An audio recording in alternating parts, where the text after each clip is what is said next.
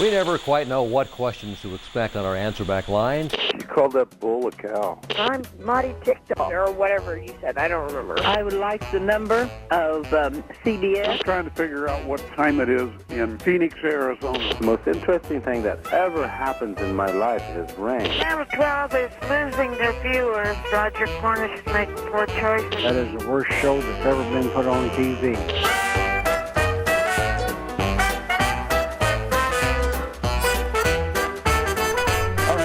Back a favorite here to 12 News. It is Answer Back, your chance to share any of your concerns, questions, compliments, complaints. It's fun to watch that because, boy, how times have changed. We used to get them all over the phone. The hotline. I remember Roger, he'd sit there on that phone, as excited as you ever saw him.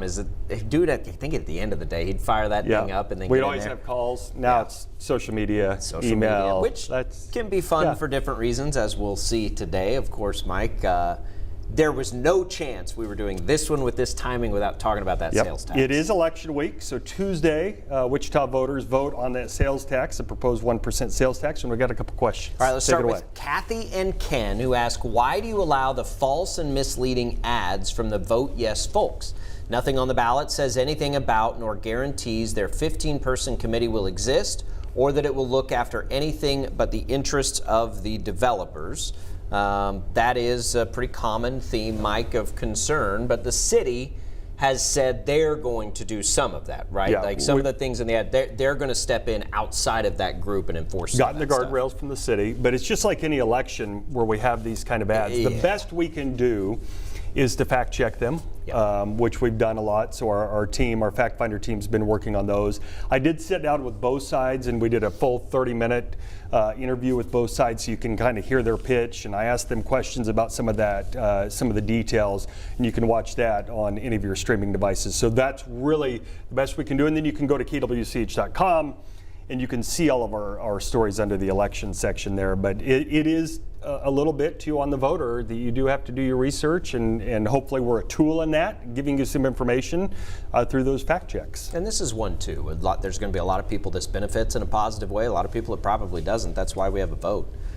So you got plenty of time, even right now. Go watch that special and educate up before you go vote tomorrow. This one's a little easier to answer. So TL writes, I live in southwest Sedgwick County and the vote is only for the people in the city limits only. Why don't the people in the county get to vote when the tax affects all of us here in Sedgwick County? This cannot be fair when so many people get no say. Seems like the city's saying we don't care if the people in the county shop in the city. So the short answer is the law, they can only have people in that district, whether it's a school bond or you're voting for an individual candidate, you have to be within that voting district. And truth be told, the city hopes a lot of people come from out of area. Sure. They'd rather that than its own citizens. But yeah, simple answer is you only get a vote in it if you live in the city of Wichita. So hopefully we can answer that question there. All right. Jacob, since the last time we talked here, we had those massive wildfires break out in Oklahoma, and of course they spread into Kansas. Generated a lot of questions, but interestingly, a lot of conspiracy theories, which I just didn't see coming. Let's have some fun with this one. This is where social media can really took off, kick into high gear. Now, I will say, we call them conspiracy theories. We haven't confirmed that, as Jody asks on Facebook, they were caused by lasers coming from outer space. I don't think that they did. The county doesn't think that they did down there. Firefighters don't think that they did. We don't have any evidence of the biggest fire, though. The real answer is, and we're having some fun here, we don't know yet. They haven't finished those investigations. I don't think space lasers are at the top of the list. Got to check everything. How about, Mike, as Skylar says, directed energy weapons by our own government? We haven't seen that one before either, at least not confirmed. Felicia wonders, now this one, I don't know if this was a joke or not. Two fires far apart that start at the same time, something not kosher. That's actually Mona there saying that one.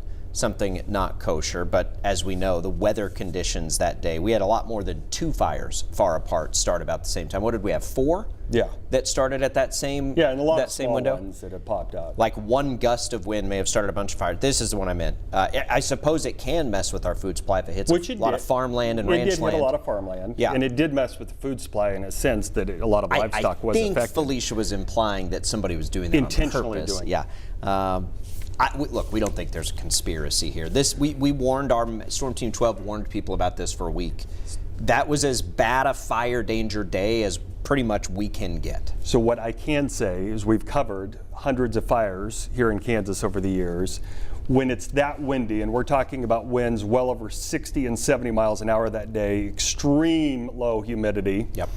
And dry conditions, the grass is just prime. And if you look at some of the videos, what happens in that wind, typically these are started by power lines, is probably Most the of the number time. one suspect. Yep. And we have some video of the arcing happening because the wind starts swaying the power lines, throws sparks, and it takes one little spark. Farming equipment can sometimes start it. Cigarettes out the window. Chains dragging. We had a major one outside of El Dorado. A trailer was whipping a chain behind it down the highway. It just takes such a little spark. And then once one fire goes, we had ash all the way from southwest Kansas carry into Wichita. So it tells you what that wind can do. And imagine if one of those embers stays hot, it can carry it for miles before that ember goes out. But they're not looking at We any have of not those. yet had one confirmed that I know of of enemy space lasers. No space lasers. I checked today the official cause for the big one, that Ranger Road fire, at this recording had not been determined. Yeah, and we should get one, I bet. But again, like all of them started about the same time. So, maybe it's a big gust. But wind and dry conditions and grass that is just like gasoline out there this time of year. Rain this week as of this recording too. Hopefully will help that moving forward. All right, we go to the phone lines now where a caller asks us a question, says there was a big plane flying around Wichita all day. This was last week. He says a friend and I used ChatGPT and found out that plane was a Boeing E-6 Mercury named Doomsday plane. Now this is interesting, Mike, because it's not unusual for us to see all kinds of different planes flying around the skies here with the aerospace industry, the Air Force Base. We get all kinds. Yeah, so keep in mind, number one, the military doesn't typically call 12 News and let us know. Or answer if we ask them. Or they don't answer our questions about what they're doing. What we can tell you is it's very common with the Air Force Base here, and then we're the air capital of the world where a lot of planes are fixed. So we've seen, for example, Air Force One here in Wichita. Sometimes they make stops. It may be as simple, just like the fighter jets you see, they stop here, fuel up, maybe get a little work done. Any Boeing planes, they stop here for work.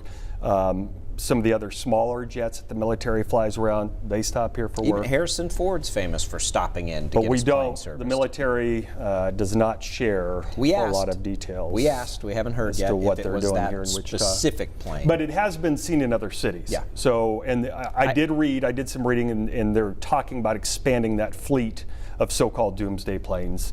But again, that's all speculative, and we just don't know. We'll let you know if we do hear back on them. And let's end on a compliment. Yeah. This one all the way from Australia. You can believe this. We love when this happens. This happens quite frequently, actually, where we get somebody from all across the world that might be watching our story. Of course, they can see it online. David goes on to say, I burst into tears when I read your story about hero Leo Cundiff. His bravery and selflessness was so admirable that I couldn't contain my 78-year-old tears. What an amazing thing to do. That was a great story. It's so fun with social media. So if you don't know the story, Leo is the one from Wichita, happens to be in Chicago walking along Lake Michigan. Speaking of wind, and Chicago has wind. Yep. He was just walking along on the phone to his aunt, I think, and a gust of wind came up, blew a baby stroller right into the lake. With a baby in it. With a baby in it, and he just jumped into the waters. And interesting note, when we talked to him, he doesn't even really know how to swim. The water was 37 degrees that day. Didn't even hesitate. I think the mom, as understandably, just froze a little bit, not knowing what to do. He didn't delay, jumped in, and then that story kind of went viral. And that guy just emails us all the way from Australia saying that he got tears just watching his efforts and he needed to be recognized, which I'm sure in the future there will be more recognition. And isn't it like it's almost always just like a tip of the cap to human nature? It's almost always the good ones, the really inspirational type stories that we get that kind of comment from all across the world. People love positive stories. So if you have one, we'd love to hear you. But that wraps it up for this week's Answer Back. So if you have a complaint, concern, we'd love to end these with a simple compliment because we get plenty of complaints. We're easy to find. You can email us there, news@kwch.com. You can call us, 838-1212, or find us on Facebook. Best way to do it on Facebook is just send us a direct message, and we would love to answer any of your questions or concerns. And we'll have some fun here as well. Thank you, everybody, for sending in your comments and your commentary. We really and greatly appreciate it. Glad to have this segment back. We'll see you again with another one here soon.